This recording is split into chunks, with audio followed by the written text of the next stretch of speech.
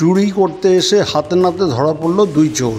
এমনই ঘটনা ঘটেছে দক্ষিণ চব্বিশ পরগনা জেলার বারুইপুর থানা অন্তর্গত বারুইপুর পিয়ালি দলুইপাড়া এলাকায়। স্থানীয় সূত্রে খবর, স্থানীয় বাসিন্দার কনক মাইতির বাড়িতে রাত্রে চুরি করতে আসে দুটি চোর। 3টি মোবাইল ও 10,000 টাকা চুরি করে। চুরি করে বেরোবার সময় ওই এলাকায় সবজি এবং ফল খুবই চুরি হয়, সেই জন্যে রাত্রে পাহারা দিত এলাকার ছেলেরা। আর সেই এলাকার ছেলেদের হাতে চোর দুটি ধরা পড়ে। প্রথমে অস্বীকার করলেও পরে স্বীকার করে তারা মোবাইল এবং টাকা চুরি করেছে। তবে চোরেদের বাড়ি বেদবেরিয়া এলাকার। স্থানীয় বাসিন্দারা বারুইপুর থানায় খবর দিলে বারুইপুর থানা পুলিশ গিয়ে সেই চোর দুটিকে উদ্ধার করে বারুইপুর থানায় নিয়ে আসে। এই খবর আপনারা দেখছেন একমাত্র খবর 48 ঘন্টা। চুরি করেছিলি? ফোন কটা? 3টে। আর টাকা?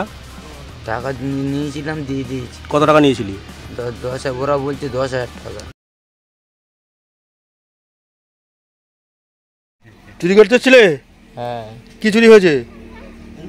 2-3টা ফোন হচ্ছিল। ফোন চুরি করেছিলি? নিয়ে কি পালাতে পারিস নি? না। ধরে নিয়েছে? হ্যাঁ। আর কি টাকা নিয়েছিলি? টাকা নিয়েছিল 10,000 বলছে ওরা, 10,000 টাকা নিয়ে। কোথায় বাড়ি তোর? বেদবেরিয়া ঢাড়িপাড়া।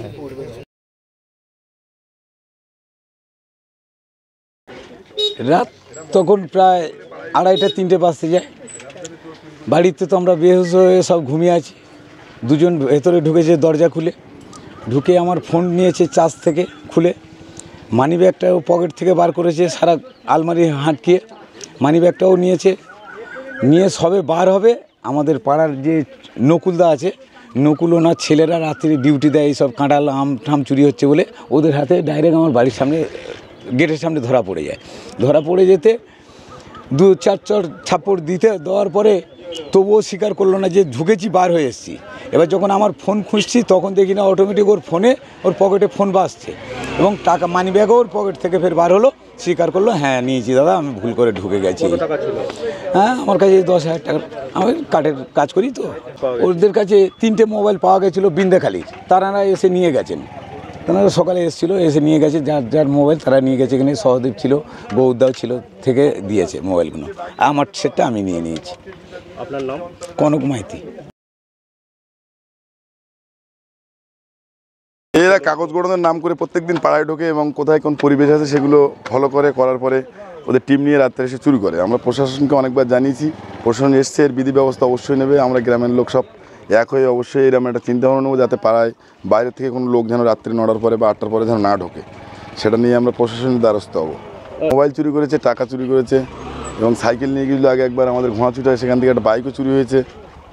নিত্য চুরি লেগেই আছে, একের পর এক চুরি হচ্ছে। সব গরিব মানুষ।